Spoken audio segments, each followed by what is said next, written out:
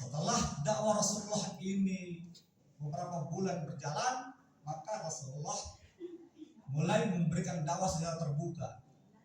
Dakwah secara terbuka itulah yang kemudian sudah banyak mendapatkan tantangan. Jadi usia 41 tahun, usia 42 tahun, Rasulullah mulai mendapatkan tantangan dan mau dibunuh, ya, mulai diberikan perlawanan kepada Rasulullah. Kenapa Muhammad itu berani memberikan ajaran bahwa apa yang kita sembah ini adalah tidak benar? Ya, karena yang disembah oleh orang-orang Makkah waktu itu adalah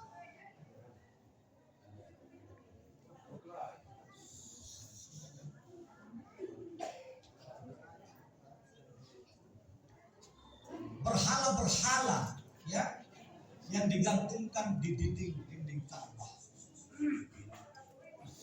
Ya.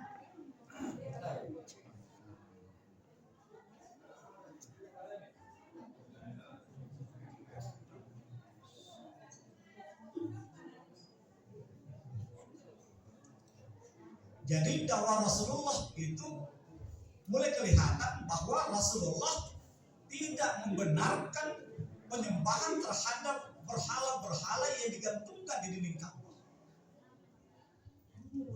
Ya, berhala-berhala mereka itu yang digantungkan di dinding Ka'bah itu lebih dari 100 berhala digantung di situ. Mereka sembah itu.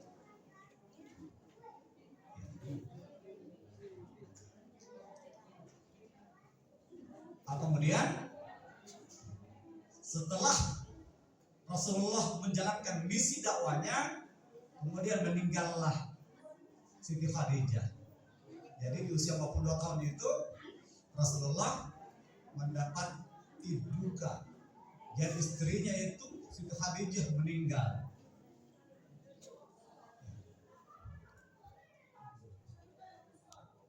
Ya, kemudian tidak berselang lama setelah Siti Khadijah meninggal,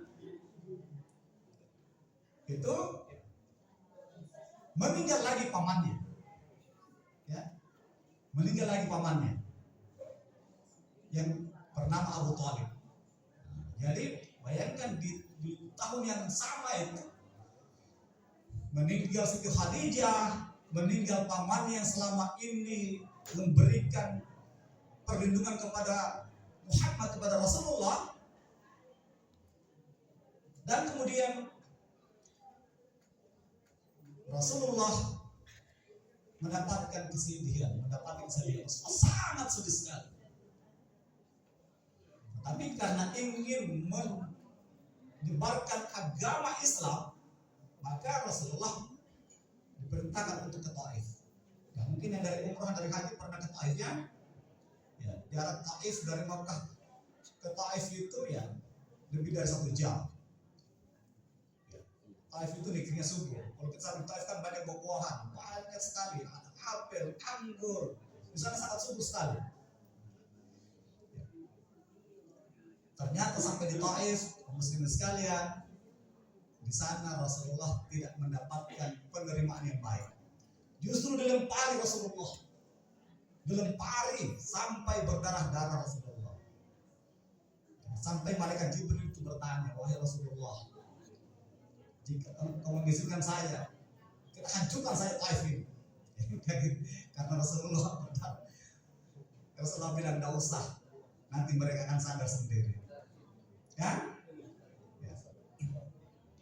Jadi 3 peristiwa ini kaum muslimin dan muslimat sekalian, sudah meninggal Siti Khadijah, istrinya yang selama ini menghabiskan seluruh hartanya. Kemudian meninggal lagi pamannya yang selalu melindunginya. Kemudian dakwahnya di Taif itu mendapatkan perlawanan yang membuat diri Rasulullah sampai berdarah-darah, tidak mendapatkan tempat yang baik. Maka tahun itu disebut dengan tahun kesedihan bagi Rasulullah, Ummul Hazan. Maka di usia 1 tahun sebelum hijrah, ya, jadi hijrah Rasulullah itu di usia 43 tahun. 1 tahun sebelum hijrah di usia 42, Rasulullah kemudian mendapatkan tawaran dari malaikat Jibril atas perintah Allah untuk melaksanakan Isra dan Mi'raj. Ya. Nah, tadi sudah disampaikan perjalanan Isra dan Mi'raj itu adalah dimulai dari Masjidil Haram. Jadi Rasulullah itu berada di Masjidil Haram waktu itu dalam keadaan sementara istirahat, tidur Rasulullah. Kemudian dibangunkan oleh malaikat Jibril. Wahai Muhammad, bangun. Dan diangkatlah Rasulullah Muhammad dibawa ke sumur Zam-Zam. Ya, Rasulullah dibawa ke sumur Zam-Zam. Kemudian dibelah dadanya, kemudian dibersihkan. Setelah itu ditutup kembali, dan setelah itu Rasulullah dibawa ke sebuah binatang yang disebut dengan buraq. Ya. Buraq ini tidak mau itu, sangat gemetar melihat Rasulullah yang akan menaikinya. Gemetar itu buraq. Ya. Dan sanggupkah saya ini, ya, untuk dikendarai oleh Rasulullah? Maka malaikat Jibril menyampaikan, hai buraq, engkau mendapatkan amanah yang mulia yang akan membawa Rasulullah melaksanakan Isra Mi'raj menuju Sidratul Muntaha. Nah, maka buraq langsung memberikan kakinya, melipat kakinya, dan Rasulullah naik. Setelah itu Rasulullah diperjalankan dalam hitungan cahaya. Ya, jadi hitungan-hitungan cahaya ini yang kemudian tidak masuk akal nanti. Setelah itu singgah di Madinah. Singgah di Madinah ini pertanda bahwa tidak lama lagi Rasulullah akan menjadikan Madinah sebagai tempat peradaban Islam dunia. Nah, dari Madinah kemudian Rasulullah terbangkan menuju Baitul Maqdis, Yerusalem. Ya, Yerusalem itu yang sekarang dijadikan tempat ratapan orang-orang Yahudi, tembok ratapan. Kalau biasa kita mendengar tembok ratapan, itu dari situlah Rasulullah dulu naik ke Sidratul Muntaha. Jadi perjalanan Isra Mi'raj ini kaum muslimin sekalian, kalau dianalisa dengan menggunakan akal, itu tidak mungkin bisa dikaji, tidak mungkin. Mengapa tidak bisa dikaji? Karena jelas sekali dalam surat Al-Isra, Subhanallazi asra, maha suci Allah yang telah memperjalankan, maha suci. Kata maha suci ini adalah sebuah hal yang luar biasa, yang hanya bisa diterima dengan iman. Nah, itu yang disebut dengan mukjizat. Ya, disebut dengan mukjizat. Bilang, tidak masuk akal. Memang mukjizat itu tidak masuk akal. Tidak bisa akal yang mencernanya, tidak bisa. Asra bi'abdihi, ya, yang memperjalankan hambanya.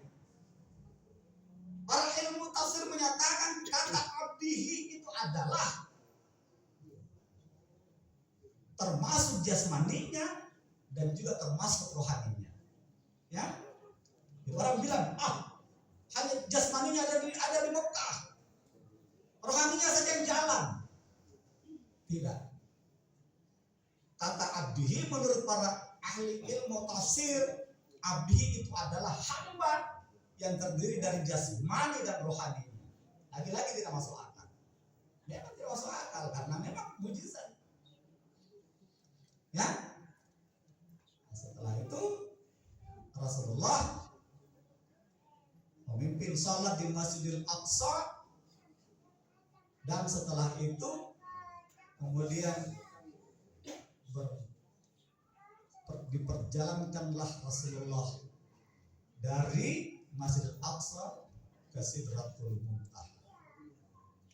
Sidratul Muntaha ini ternyata itu harus melewati langit pertama, melewati langit kedua, langit ketiga, langit keempat, langit kelima, langit keenam, dan langit ketujuh. Ya.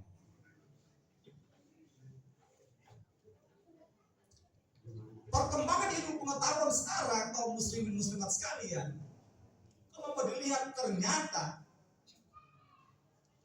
bumi kita ini sangat kecil kalau dilihat dari Merkurius. Sangat kecil. Hanya seperti bintang, setitik cahaya. Setitik cahaya. Kalau kita berada di bumi ini, seakan-akan bumi ini datar. Padahal kalau dilihat dari planet lain, bumi ini bulat. Makanya di abad ke-19 itu pemikir dalam dunia Kristen yang disebut dengan Galileo Galilei menyatakan bahwa bumi ini tidak datar. Bumi ini tidak datar, bumi ini bulat. Dan bumilah yang mengelilingi matahari. Karena dalam Alkitab ini adalah bukan Al-Quran. Menyatakan, dan itu menjadi keyakinan orang-orang Kristen dahulu di abad ke-16, bahwa matahari lah yang mengelilingi bumi. Nah, itu dulu. Tapi Galileo menyatakan tidak, dia bantah itu. Bukan matahari yang mengelilingi bumi, tapi bumilah yang mengelilingi matahari. Akibatnya Galileo dihukum pancung. Begitu kerasnya itu. Karena melawan keyakinan orang-orang Kristen saat itu. Ya. Nah, maka ternyata dalam Al-Quran, dalam surat Ar-Rahman akan kelihatan semua. Ternyata bumi, bulan bersama planet-planet lain bersama-sama mengitari matahari. Itu kelihatan semua jelas. Ya. Bulan mengelilingi bumi selama 30 hari, 31 hari. Itu disebut dengan satu bulan. Kemudian bumi dan bulan bersama-sama mengelilingi matahari selama 365 hari yang disebut dengan satu tahun. Nah, seperti itu. Dan itu semua ada dalam Al-Quran. Baca. Hadis selama ini kita tidak pernah itu baca artinya, ya kan? Ya, kalau kita baca artinya baru kita masuk. Jadi kalau orang Barat membaca semua ayat yang begitu, pasti mereka masuk Islam. Ternyata ini kebenaran. Inilah kebenaran yang hakiki. Nah, jadi langit pertama di situ ada siapa? Ada Nabi Adam. Di langit kedua ada Nabi Yahya dan Nabi Isa. Di langit ketiga ada Nabi Yusuf. Di langit keempat ada Nabi Idris. Di langit kelima ada Nabi Harun. Di langit keenam ada Nabi Musa. Dan di langit yang ketujuh ada Nabi Ibrahim alaihissalam. Jadi para sufi menyatakan, kalau kita ingin menuju kepada Tuhan, menuju kepada Allah, maka filosofi lahir dan batinnya setiap para nabi di setiap tingkatan-tingkatan tadi itu yang harus kita ambil. Nah, Nabi Adam di langit pertama, artinya kita ini umat manusia, umat Islam, kalau mau menuju kepada Tuhan, harus selalu kita mengintrospeksi diri kita. Kita ini dari mana? Kita ini dari mana? Untuk apa kita dilahirkan ke dunia ini? Dan kita mau kemana? Nah, itu kan Nabi Adam seperti itu. Dia dilempar dari surga, kemudian turun ke dunia, dan dihadirkan pertanyaan, kita ini dari mana? Oh, dari tanah, ya kan? Kalau dari tanah berarti ada tanah sengketa.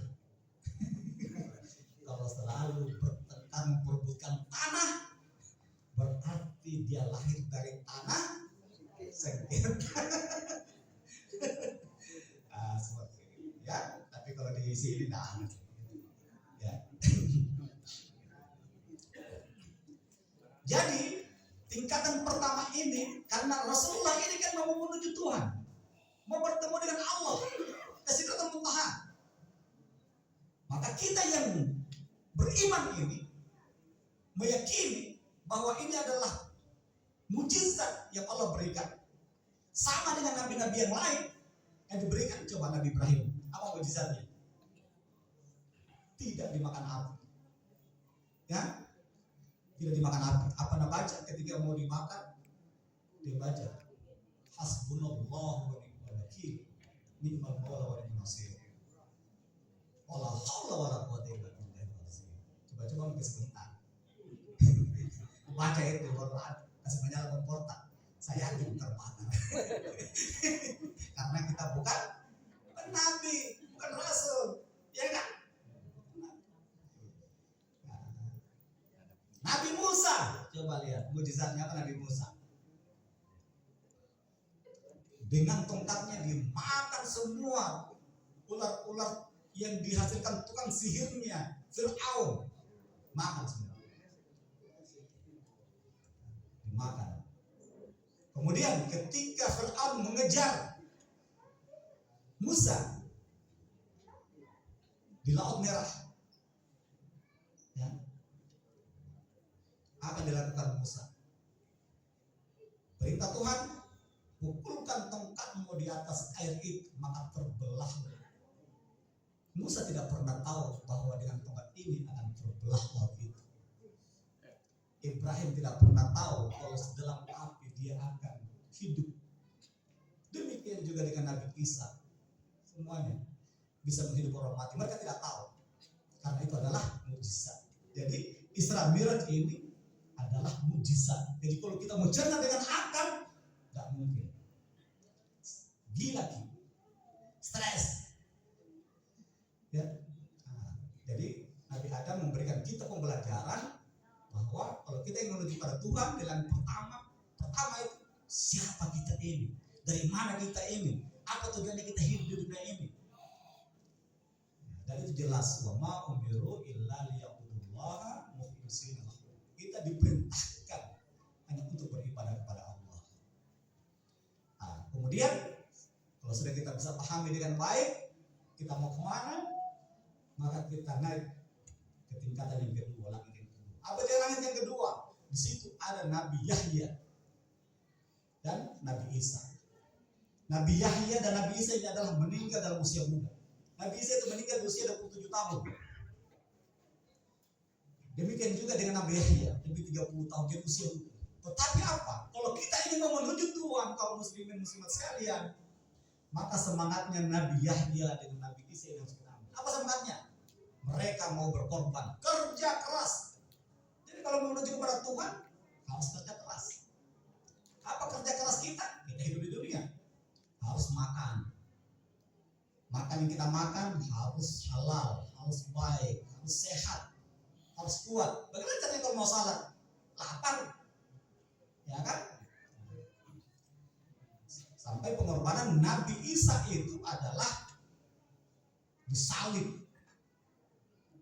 Dan dalam keyakinan kita, Isa itu ditarik ketika mau disalib dan diangkat naik ke langit. Nanti di akhir zaman baru turun kembali. Ya? Jadi semangatnya. Kemudian kita naik ke langit yang ketiga. Ketika kita ingin menuju kepada Allah. Di langit ketiga siapa? Ada siapa? Ada Nabi Yusuf. Yusuf ini pasti waktu kita sudah menikah dulu, kita berharap mudah-mudahan gantengnya seperti Nabi Yusuf alaihissalam. Tetapi bukan itu. Yang kita inginkan semangatnya adalah Nabi Yusuf itu tidak pekerja keras dan tidak pernah putus asa ketika dia difitnah. Siapa yang fitnah? Zulaikha. Tarik. Difitnah. Tapi Nabi Yusuf tidak pernah. Dalam kehidupan kita ini banyak sekali fitnah-fitnah. Tidak bisa kita hindari. Banyak sekali. Tarik. oleh Balkis, oleh Siti Zulaikha. Tapi Nabi Yusuf selamat dari fitnah itu. Dia tidak pantang putus asa. Akhirnya apa? Dia menjadi Perdana Menteri Keuangan. Nah, kemudian kita naik di langit yang keempat. Di langit yang keempat ada Idris. Idris ini adalah seorang nabi yang cerdas, kaum muslimin sekalian. Ya, kecerdasannya Nabi Idris ini yang harus kita ambil. Ketika kita ingin menerima Tuhan, kita harus cerdas, pintar-pintar memanfaatkan waktu dengan baik. Ya, tidak bisa. Bagaimana kita memahami Tuhan kalau bacaan-bacaan kita saja kita tidak pahami? Ya, bacaan-bacaan kita saja. Sholat saja kita misalnya, kalau kita tidak pahami, ya kita sholat begitu saja. Tapi kalau kita pahami sholat, bacaan-bacaan sholat kita, pasti akan lebih berkualitas, lebih bagus itu. Harus cerdas. Nah, naik di langit yang kelima. Siapa langit kelima? Nabi Harun. Nabi Harun ini adalah sepupu satu kalinya Nabi Musa. Ya, sepupu satu kali. Ya. Nabi Harun ini disimbolkan sebagai kuatnya komunikasi. Jadi kalau kita mau menuju kepada Tuhan, kita harus saling bersilaturahmi, di situ ada komunikasi, saling memberi informasi. Karena Nabi Musa itu tidak bisa bicara, tidak bisa bagus bicaranya. Cadel itu Nabi Musa. Mengapa dia tidak bisa bicara? Karena dia waktu masih kecil, Fir'aun menyatakan, kalau memang engkau yang melakukan itu, silakan pilih bara api atau susu. Nabi Musa kecil memilih bara api supaya dia diketahui bahwa dia adalah utusan Tuhan. Maka cacatlah bibirnya. Makanya Nabi Musa tidak terlalu bagus bicara. Maka mintalah Nabi Musa agar meminta Harun supaya menjadi juru bicaranya. Jadi juru bicaranya Nabi Musa itu Harun. Artinya apa? Dalam kehidupan ini kita harus selalu berkomunikasi.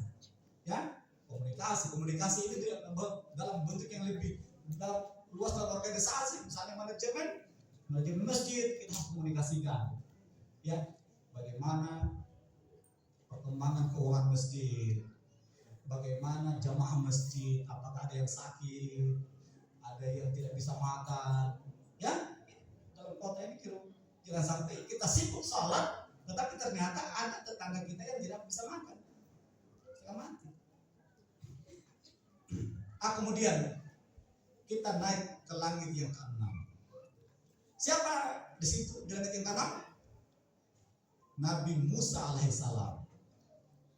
Nabi Musa alaihissalam ini adalah sebuah simbol bahwa kita harus berani menghadapi kehidupan. Harus berani. Ya? Berani di sini adalah kalau memang itu adalah perintah Tuhan, kita harus jalankan. Nabi Musa juga selalu berpihak kepada yang lemah. Nabi Musa itu, ya, Nabi saking berpihaknya kepada yang lemah itu Nabi Musa, dia umatnya yang Bani Israel yang diusir Fir'aun itu banyak sekali, rebel sekali, tapi Nabi Musa tetap belas kasih kepada mereka, antar sampai kembali ke Palestina. Dan yang terakhir ada di langit yang ke-7. Ada siapa di langit ke-7? Siapa langit ke-7? Ibrahim alaihissalam. Jadi Ibrahim alaihissalam sebagai simbol pertanda bahwa kita ini harus tawakal. Tawakal kepada Allah. Coba ada yang berani. Hanya Ibrahim saja yang berani. Disuruh